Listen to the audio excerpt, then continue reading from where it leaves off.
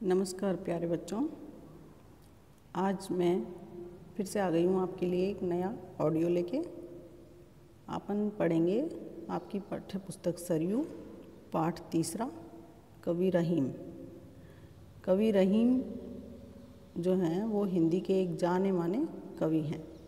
ये मुसलमान थे जाति से, लेकिन श्री कृष्ण के बहुत बड़े भक्त थे।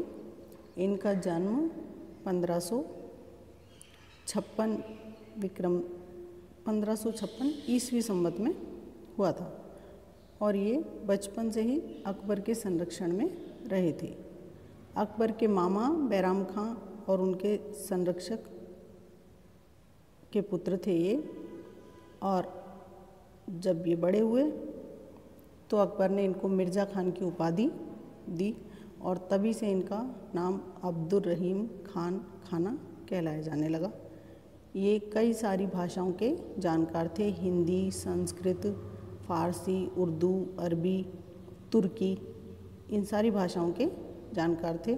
राजनीति में भी सिद्धहस्त थे और बहुत ही वीर थे। अकबर ने इनको जागीर भी बख्श रखी थी। और काव्य परिचय में ये है इनका कि इन्होंने बहुत सारे नीति के दोहे लिखे जो रहीम दोहावली में संकलित हैं। इसके अलावा इन्होंने बरवे नाई का भेद और मदनाष्टक आदि भी इनकी रचनाएं हैं। आते हैं इनके दोहों पर। पहला दोहा है, अच्युत चरण तरंगिनी शिव सिर मालती माल, हरि न बनाओ सुरसरी कीजो इंदव भाल। सर्वप्रथम गंगा जी की स्तुति करते हुए रहीम जी कहते हैं कि हे माँ गंगा, आप विष्णु जी के चरणों से निकलती हैं। अच्युत किसको कहते हैं? विष्णु जी को। विष्णु जी के चरणों से प्रवाहित होती हैं और शिव अपने सिर पर आपको धारण करते हैं। जैसे मालती के पुष्पों की माला होती है, उसी तरह आप उनके सिर पर विराजमान हैं। हरि न बनाओ सुरसरी, तो हे सुरसरी, सुरसरी गंगा जी का ही एक नाम है, पर्यायवाची। देव नदी और सुरसरी उनको कहते हैं गंगा जी को। तो कहते हैं हे गंगा माँ, आप मुझे हरि मत बनाना, अर्थात विष्णु भगवान मत बनाना, मुझे तो शिव बनना है जिससे मैं आपको अपने सिर पर धारण कर सकूं। दूसरा दोहा है, अमी पियावत मान बिन रहीमन मोहिना सुहाय, मान सहित मरिबो भलो जो विष दे बुलाए। रहीम जी ने इस दोहे में मान सम्मान की बात की है। रहीम जी हमें समझाना चाहते हैं कि जिस स्थान पर हमारा मान नहीं हो, सम्मान नहीं हो, अपमान हो, उस स्थान पर तो अमृत पीना भी बेकार है। रहीम जी कहते हैं, अमी पियावत मान बिन, अमी अर्थात अमृत, तो मान के बिना अर्थात सम्मान ना मिले परंतु वहाँ पर अमृत भी पीने को मिले तो वो मुझे अच्छा नहीं लगता। सुहाय अर्थात अच्छा नहीं लगता, भला नहीं लगता। मान सहित मरिबो भलो, सम्मान के सहित तो मरना भी मैं पसंद करूँगा। सम्मान के सहित कोई मुझे बुलाकर विष भी पीने को दे तो मैं हंसते हंसते पीकर मर जाऊँगा, परंतु अपमान के सहित अमृत भी नहीं पी सकता। अर्थात सम्मान ही बड़ी चीज़ है। तीसरा दोहा है, कदली सीप भुजंग मुख स्वाति एक गुण तीन, जैसी संगति बैठिए तैसो ही फल दीन। रहीम जी कहते हैं, कदली अर्थात केला, सीप, सीप होती है ना जिसमें मोती पैदा होता है, समुद्र के किनारे मिलती हैं सीपियाँ। भुजंग अर्थात सांप।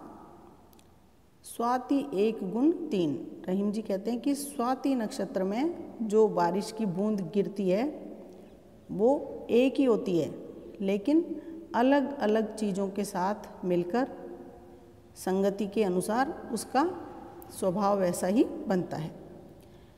जैसे जब वो केले के पत्तों पर गिरती है तो कपूर बन जाती है, सीप के अंदर गिरती है तो मोती बन जाता है, परंतु वही स्वाति नक्षत्र की बूंद जब सर्प के मुख में चली जाती है तो वो विष बन जाती है। तो रहीम जी कहते हैं इसी तरह से मनुष्य का भी संगति का असर मनुष्य के ऊपर भी होता है। जैसी संगति में मनुष्य बैठेगा वो वैसा ही बन जाएगा। यदि वो अच्छे लोगों की संगति करेगा तो अच्छे गुण विकसित होंगे और बुरे लोगों की संगति करेगा तो उसके अंदर अवगुण ही विकसित होंगे। तो हमें सत्संगति करनी चाहिए। अगले दोहे में रहीम जी समझा रहे हैं हमें, कही रहीम संपत्ति सगे बनत बहुत बहु रीत, विपत्ति कसोटी जे कसे ते ही सांचे मीत। रहीम जी कहते हैं कि जब हमारे पास संपत्ति रहती है, धन संपदा रहती है, अच्छा समय हमारा रहता है, तब तो बहुत सारे लोग हमारे सगे संबंधी बन जाते हैं और भांति भांति से हमारा साथ पाना चाहते हैं। परंतु सच्चा मित्र वही होता है जो विपत्ति के समय में हमारा साथ देता है। जब बुरा वक्त आता है तब हमारे साथ जो खड़ा होता है वही हमारा सच्चा मित्र है।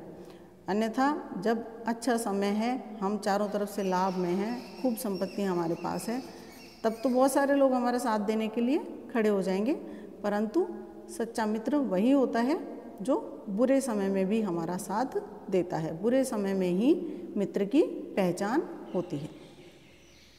अगला दुआ देखिए, काज परे कछु और है, काज सरे कछु और, रहीमन भंवरी के भये नदी सिरावत मोर। इस दोहे के अंदर रहीम जी ने संसार की परिपाटियों का, परंपराओं का बखान किया है कि यह संसार ऐसा ही है।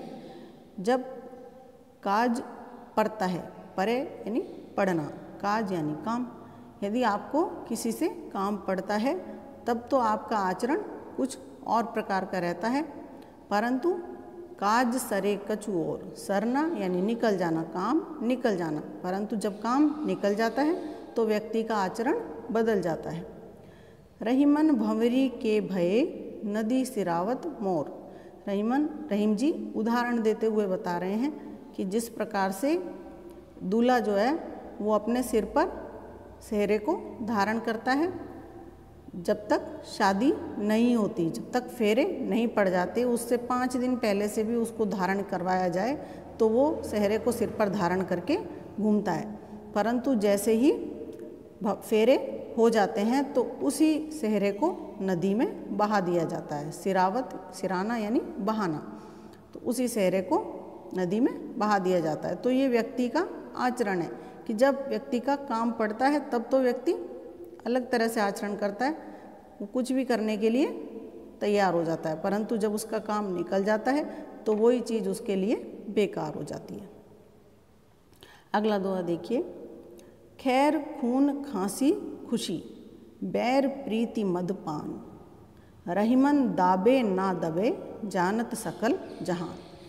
इसमें रहीम जी इस दोहे में हमें बता रहे हैं कि इस संसार में कुछ चीज़ें ऐसी हैं जिनको कितना भी दबाया जाए परंतु वो कभी छिपती नहीं है, दबती नहीं है।